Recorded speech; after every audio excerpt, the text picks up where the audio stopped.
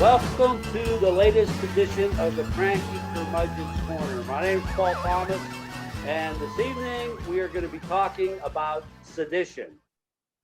Joining us, Judy Schickelgruber. Judy, I have to say Schickelgruber because our producer is worried about your security.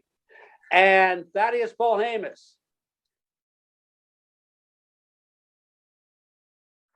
The constitutional definition of treason is pretty narrow.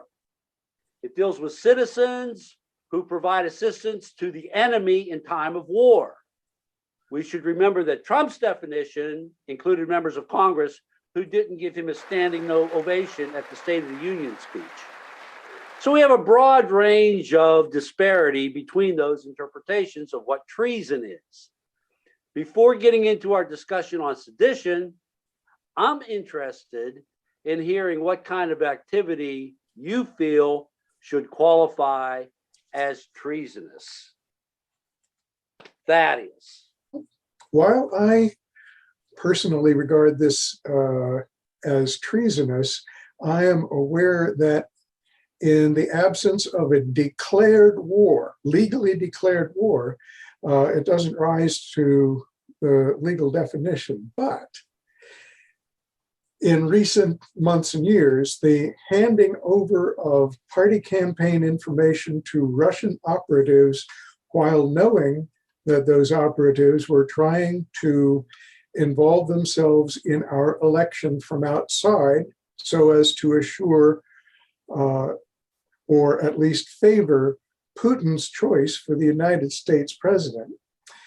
That seems to need some sort of criminal definition to link it to aiding an adversary in an undeclared war that the country has been waging for decades. If we can't call it treason, it is at least clear disloyalty to the country with intent to disable our established form of self-government.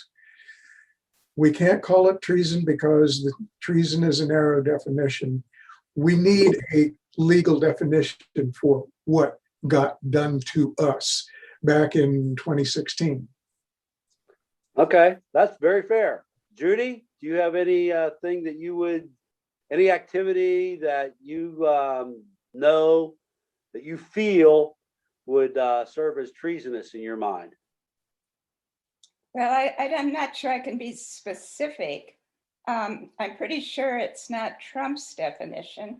And I'm also pretty sure that I just read about a member of parliament in Great Britain who has refused to participate in anti-harassment training because he says that would be treasonous to the Queen, because there's a 16th century law that gives freedom of speech to members of parliament. So I think that he says that's treasonous and people participating will have their heads chopped off. So I think that we can't go too far, Paul, in making it sort of a general term, which we tend to do. But I think giving aid and comfort to one's enemies, even in not in time of war, which is what Thad was talking about, I believe, should probably be considered treasonous. Whether you could be convicted or not is another thing. But you know that the punishment for treason in the statutes, it's punishable by death, of course, that makes sense, but also 5 years in prison or a $10,000 fine. So that leads me to believe that there's some leeway for acts that somehow we don't always think of as, Benedict Arnold or something. Yeah, it's not much, 5 years and, $10,000 or something. Fine, yeah. Or death. Yeah, well. Whichever comes first.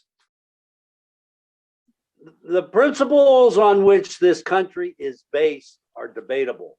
Some may claim that this country is based on freedom and opportunity for all, while others believe that freedom and opportunity should only be reserved for certain portions of the population, primarily those of European descent. The struggle between both groups is on full display with our polarized politics. Is it fair or not for one group represented by, say, white supremacy to claim that the other group, represented by, say, Black Lives Matter, is engaging in sedition by trying to overthrow the status quo with numerous street protests that we've been seeing lately? Or vice versa? Is it fair for Black Lives Matter to accuse white supremacists of going against American principles when our Pledge of Allegiance says freedom and justice for all? We have two sides. Do the principles of this country, on which this country is based, stand in your eyes to favor one side or the other, or neither? Judy, do you understand the question? Well, I think I do. I want to back up a little bit, though. When you say accusing Black Lives Matter, for instance, and groups like that of sedition, I have been annoyed the whole time since this happened that so often we don't distinguish the severity of what's going on between people who invade the seat of the government to try to stop a constitutional process, and people who may sometimes be vandals. I mean, there's a big difference between breaking into the Capitol of the United States and even burning down a police station in Minneapolis. It just seems to me that those are way different things. And as far as, you know, it is, we do have, I guess, two different views of what the country stands for and where it was founded. So if you go back to the beginning, of course, white male landowners were the people who had the power.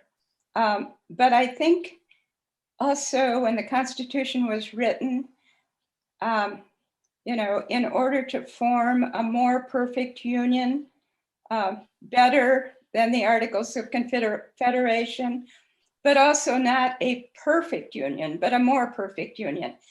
And there was all this allowance for changing the Constitution, for amending it. And that's what we've done over the years, is to sort of, in my view, progress away from this white male landowner kind of concept to be far more inclusive. And it's not perfect, but I would put my sympathies, you know, as far as which group in my mind represents the core principles of this country. It is no longer white supremacists, I think. It is people who are striving for the country to be more inclusive. Okay. Thaddeus, do you understand the question? I think I do, at least as much as Judy does, I do too, because I have thought a lot of the same thoughts that she's just expressed. You know, but as I understand it, the way our country has operated so far is pretty much an abrogation of the principles that are stated in our Constitution. You know, we have never lived up to what the Constitution said in the first place.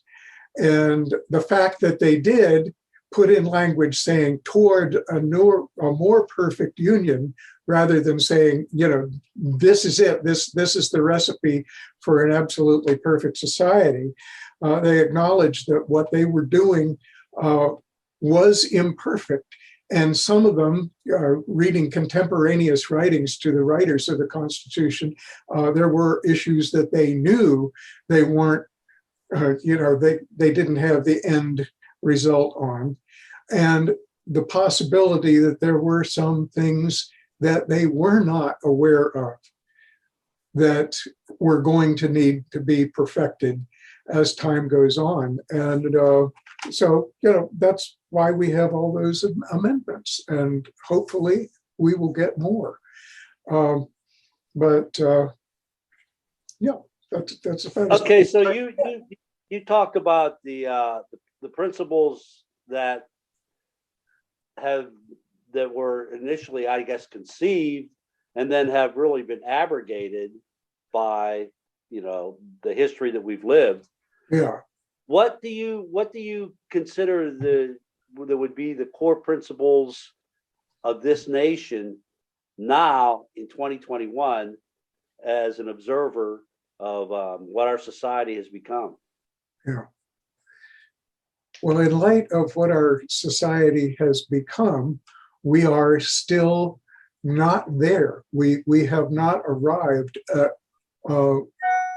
what our forefathers intended to have us have.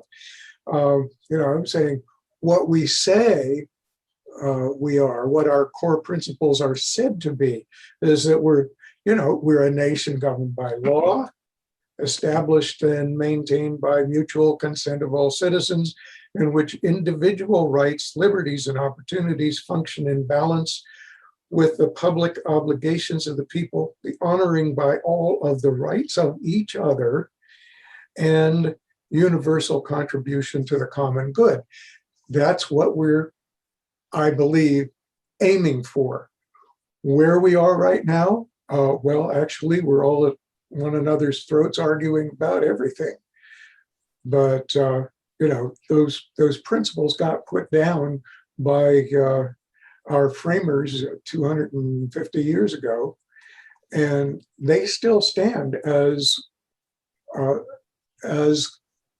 aspiration to be a better society.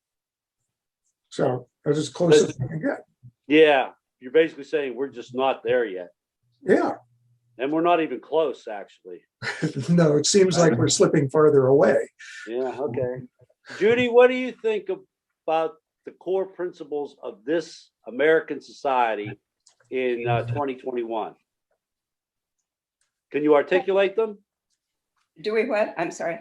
Can you articulate what you feel the principles of this society is, this America at this time? Well, doesn't that depend on who you talk to? The principles that I think we need to hang on to are, as that mentioned, in the preamble, it says, ensure domestic tranquility, promote the general welfare, secure the blessings of liberty to ourselves and our posterity. That's very grand. But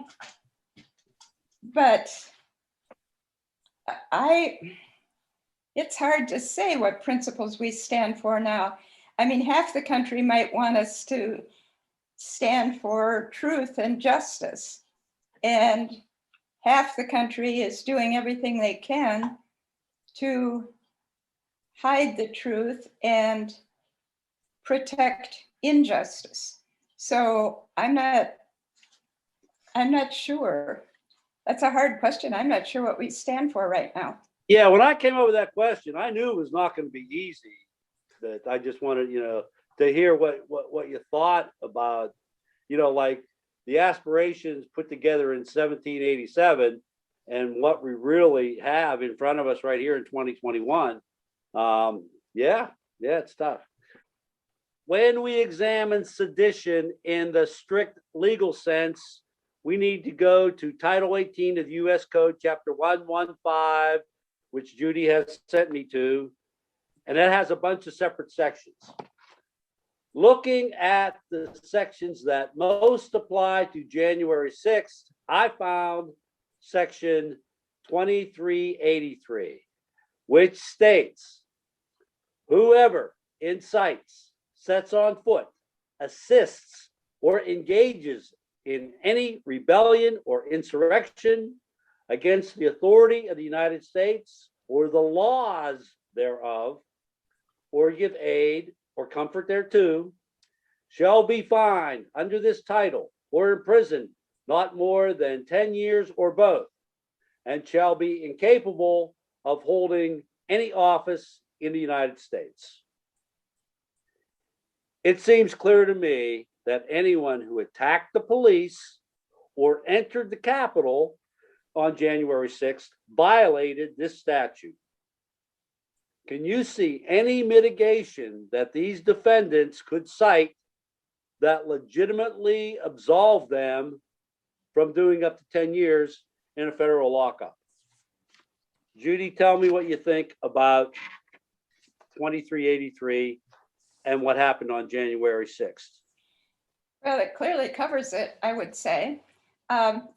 It's, it's going to be a matter of proof and convincing a jury.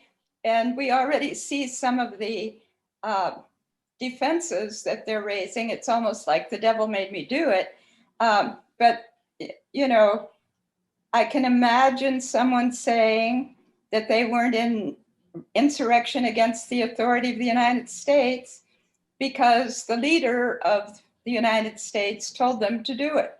And they were following their leader. Their best defense is gullibility and stupidity and ignorance. They say they were just caught up in the moment.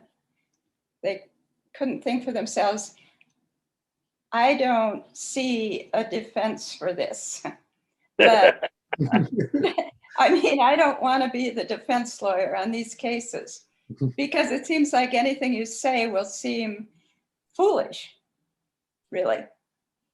So yeah, well, they certainly have to give up their self-esteem as far as being a intelligent, logical person to get any kind of defense other than Thaddeus. Is there? Are you done, Judy? You have any more to say on this issue? Did you hear me, Judy? Oh, are you talking to me? Yeah, I was looking for Thad to say something. I was just wondering if you had any more to add. I don't know. It will be interesting to see how these trials come out. And their best hope would be like the guy from, what was he, a 3%er or somebody who has flipped already. Yeah, they've got one guilty plea, I think. Right. Yeah. I can't remember which group he was with, but you say in mitigation, sort of like, I don't think you're referring to an actual court defense exactly, but maybe sort of what could you say to the average person about why you did it that would make it seem reasonable? And I have no idea what one could say that seems reasonable. Well, they would have to say that in front of the jury of 12 peers if they were hoping to get out of being convicted. So, Thaddeus, you have any thoughts on the way that someone could mitigate themselves out of doing jail time for this? Well, I don't think that anybody could mitigate themselves all the way out of being found guilty. I mean, it's the camera footage is there. They did what they did. The laws are what they are, and they broke them.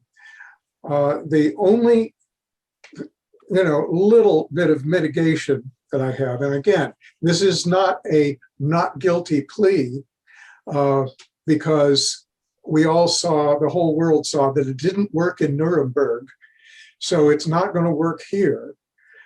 Saying I was only following orders from, a person who was legally the leader of the country at the time.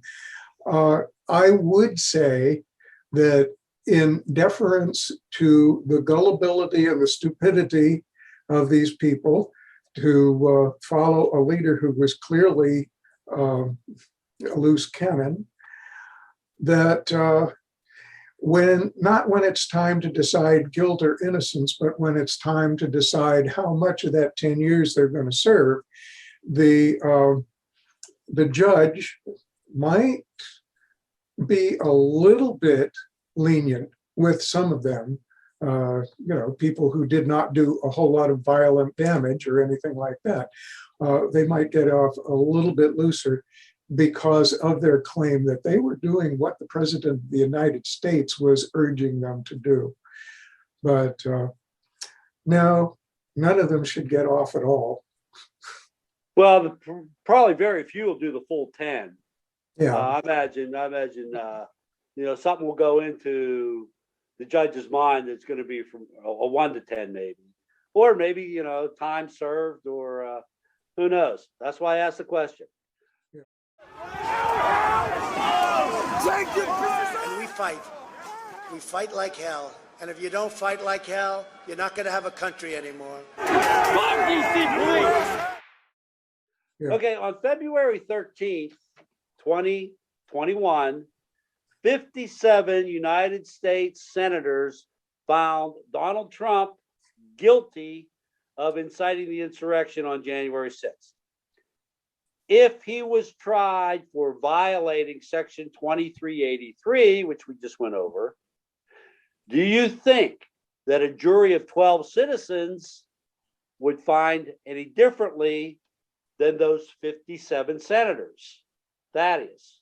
I don't think so. Just in a word, no, I don't think that that an honest jury would come up with a different verdict than the 57 senators. So if Merrick Garland then charged him under the statute we just cited, you think he would be found guilty? I think so. Judy, what do you think?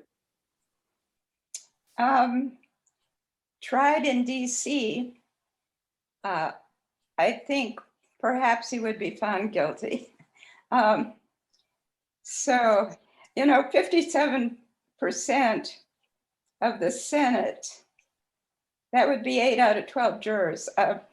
So you need a unanimous jury.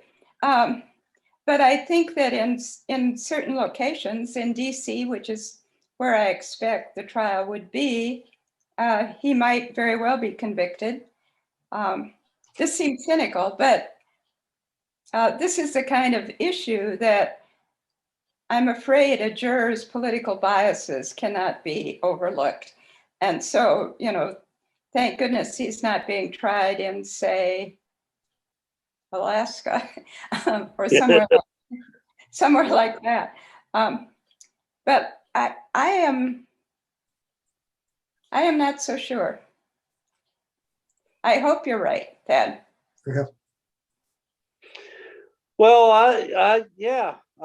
It's probably, the evidence that was laid out by the House managers at his Senate trial was pretty overwhelming. And I think that's pretty much the basis of Thad's conclusion. But Judy lives in a place where she knows the nature of the residents. And so she can cite well, I agree with Judy in that you'd have to leave your political biases at the door. And who can say that they're not politically unbiased at this stage in our history? Yeah. I don't think anybody. Yeah.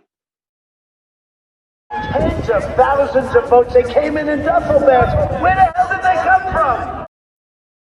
Okay, over 440 January 6 rioters have been charged with some crime. How do you? A lot of those charges have been conspiracy. How do you assess the job that Christopher Wray's FBI and Merrick Garland's Justice Department is doing in dealing with this particular insurrection? How do you think they're doing, Thad? Well, I think that they are doing an admirable job given the situation they're working in. So what's the situation that you're referring to? Give me some background on that. Well, the situation is that they are getting political pressure from probably more sides than we know about. So they're working they're working under a lot of steam. They're not investigating this stuff in a vacuum, and the situation around them is still evolving. Considering the fact that we do have 440 people who have been hauled in court on it, I still think that they are doing their job as best they can. I think that they're being honest and giving us as much transparency as they can give. So I am probably not alone in thinking that the process is just infuriatingly slow. Mm-hmm. How many thousands of people were there in this riot? And we've got 440 people, and they're still sorting through videos to find the rest of them. So yeah, it's probably going to go on for years before everybody who needs to be brought to justice is. But overall, you say they're doing a pretty good job. They're doing. I wish that there were more of them, that they could move this ahead a little bit faster. But yeah, I think that they're honest and loyal Americans, and they're doing the best they can. Judy, how do you assess the job they're doing? Well, I agree with everything Sad said. This is a really hard job. If you remember when that day was over and they all dispersed, and mostly anyhow, and I think all of us were saying, why weren't they arrested right then? And of course, the police were overwhelmed and couldn't possibly do it. But that means that the authorities are tracking these people down all across this country, and finding them, trying to sort out exactly what they did, what their level of culpability is, because you don't really expect everyone to get the maximum sentence.